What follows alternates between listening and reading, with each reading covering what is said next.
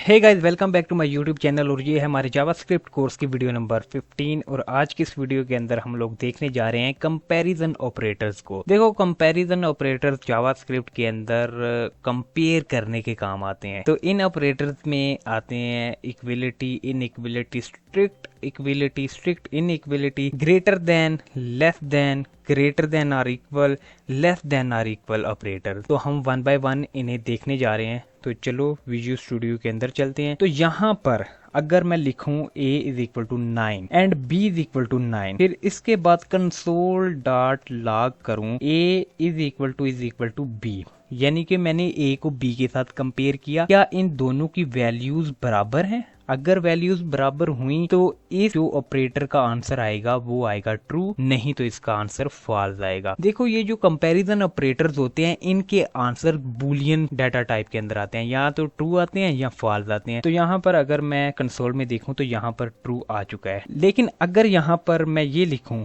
कि a is not equal to b, मैं लिखूं यहाँ पर console dot log a is not equal to b, क्या a b के इक्वल नहीं है? तो इसका आंसर फॉल्स आएगा, क्योंकि a b के इक्वल है। लेकिन अगर मैं यहाँ पर 10 कर दूं तो अब इसका आंसर ट्रू आएगा, क्योंकि a b के इक्वल नहीं है। तो अब आप यहाँ पर देखो, इसका आंसर ट्रू आ चुका है। अब इसके बाद हम बात करेंगे स्ट्रिक्ट इक्विलिटी की। स्ट्रिक्ट इक्विलिटी का क्या मतलब है? अब इससे पहले मैं आपको ना कंसोल में एक काम करके दिखाता हूँ। मैं अगर यहाँ पर लिखूं a is equal to, string की फॉर्म में लिख रहा हूँ 9, यानी कि डबल कोट में मैंने 9 लिखा है।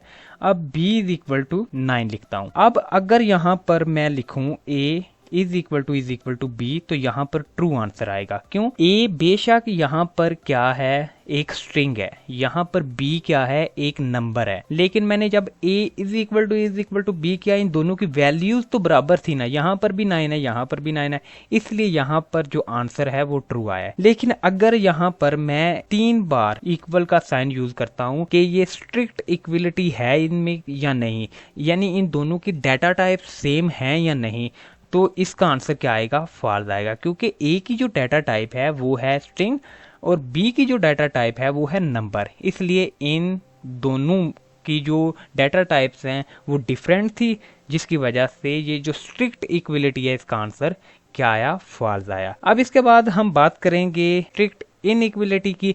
स्ट्रिक्ट इनइक्विलिटी के अंदर क्या होता है? अगर यहाँ पर मैं a इज इक्वल टू 9 करता हूँ और b इज इक्वल टू 9 कर देता हूँ, अब मैं यहाँ पर क्या लिखूंगा?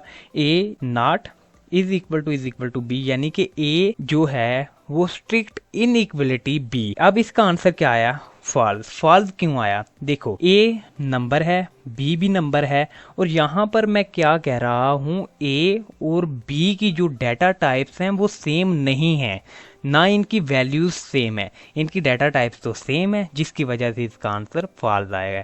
अब मैं आपको यहाँ पर एक पते की बात बताता हूँ। इक्विलिटी का आंसर फॉल्स आएगा, वहां पर इनइक्विलिटी का आंसर क्या आएगा? ट्रू आएगा। और जहां पर इनइक्विलिटी का आंसर फॉल्स आएगा वहां पर इक्विलिटी का आंसर ट्रू आएगा।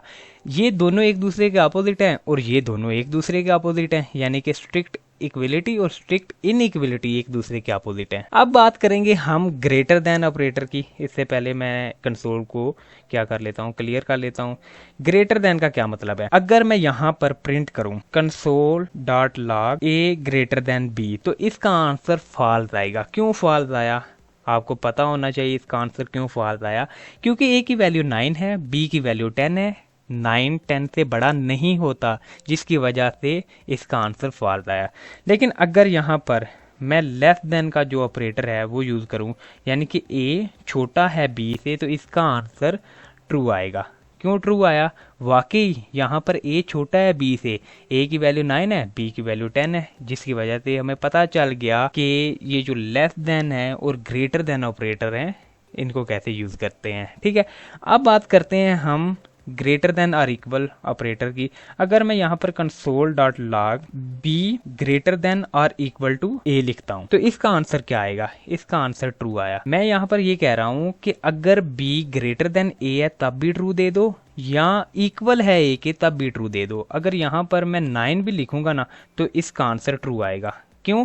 मैंने यहाँ पर दो चीजें कही हैं। मैंने कहा कि बी या तो बड़ा हो ए से और यहाँ बराबर हो ए के। इसी तरह मैं लेस देन के लिए भी यूज कर सकता हूँ। मैं यहाँ पर लिखूंगा console dot log a less than equal to b, यानी कि a less than equal to B. तो यहाँ पर इसका आंसर ट्रू आ चुका है। उम्मीद करता हूँ कि आपको कंपैरिजन ऑपरेटर्स की समझ आ चुकी है। वीडियो अच्छी लगी तो वीडियो को लाइक और चैनल को सब्सक्राइब लाजमी करना।